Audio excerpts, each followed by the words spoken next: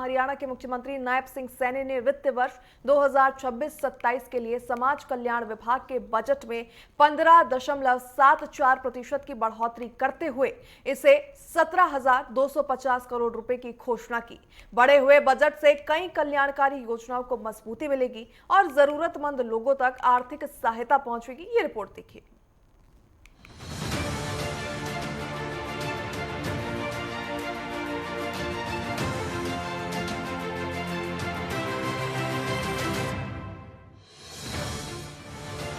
समाज कल्याण विभाग के बजट में बढ़ोतरी, नायब सरकार ने बढ़ाकर किया 17,250 करोड़ रुपए। DDLLY को 6,500 करोड़ रुपए की मजबूती।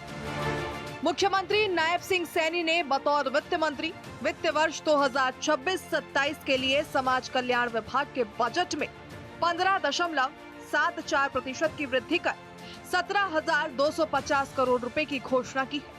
ये कदम प्रदेश के गरीब और जरूरतमंदों के लिए उनकी प्रतिबद्धता को दर्शाता है। समाज कल्याण विभाग के लिए बढ़ाया गया बजट महिलाओं, बच्चों और बुजुर्गों के कल्याण के लिए नई योजनाओं और वित्त सहायता का मार्ग खोलता है।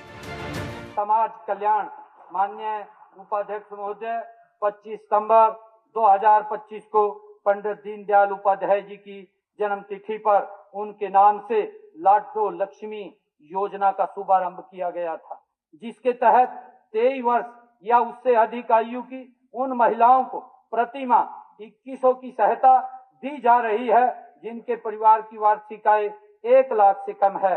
अब तक 9,22,452 लाभार्थी बहनों के खाते में 4 किस्तों में 634 करोड़ की राशि माननीय उपाध्यक्ष महोदय डाली जा चुकी है। इस योजना से 13,602 परिवार 25,000 से कम वार्षिक आय वर्ग से ऊपर उठ गए हैं। 1,53,284 परिवार 25,000 से 50,000 की श्रेणी से निकल कर आगे बढ़े हैं तथा 3,23,236 परिवार 50,000 से 75,000 की श्रेणी से निकलकर 75,000 से 1 लाख वार्षिक आय की श्रेणी में आ गए हैं।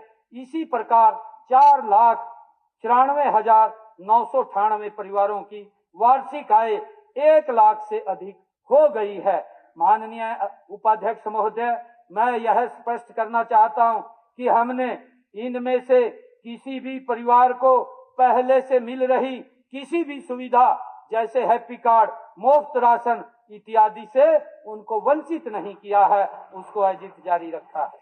माननीय उपाध्यक्ष महोदय, मैं यह भी स्पष्ट करना चाहता हूं कि इस योजना में एक परिवार की कितनी पात्र महिलाओं को लाभ मिल सकता है, इसकी कोई सीमा नहीं है। आज प्रदेश के 54,785 परिवार ऐसे हैं जिनमें 2 महिलाएं, 6,330 परिवारों में 3 महिलाएं और 521 परिवारों में 4 महिलाएं इस योजना का लाभ ले रही हैं।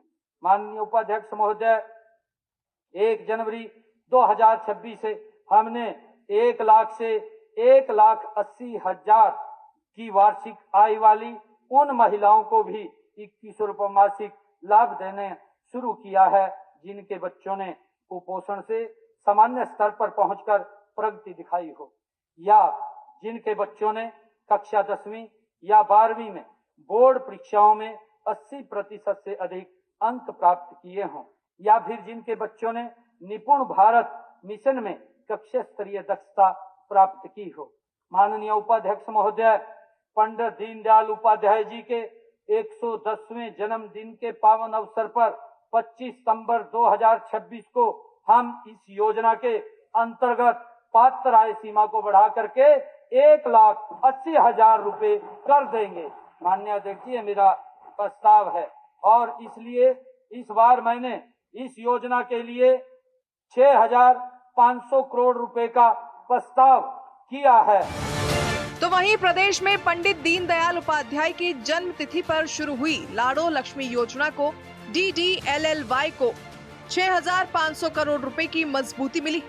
23 वर्ष या उससे अधिक आयु की उन महिलाओं को प्रति माह 2100 रुपए की सहायता दी जा रही है जिनकी वार्षिक आय 1 लाख रुपए से कम है। अब तक 9.22 लाख लाभार्थियों के खाते में 4 किश्तों में 634 करोड़ रुपए भेजे जा चुके हैं। इस योजना से महिलाओं को आर्थिक स्वतंत्रता और सुरक्षा मिली है। सरकार गरीब, महिलाओं और बुजुर्गों के कल्याण के लिए पूरी तरह से प्रतिबद्ध है। बढ़ाया गया बजट नए और प्रभावी कार्यक्रमों के माध्यम से जरूरतमंदों तक आर्थिक और सामाजिक सुरक्षा सुनिश्चित करेगा। पंडित दीनदयाल लाडो लक्ष्मी योजना जैसी पहल महिलाओं को आर्थिक स्वतंत्रता देती है, तो वहीं नायब सरकार की ये दूरदर्शी और समाज हितैषी नीति अत्यंत सराहनीय और प्रेरणादायक है।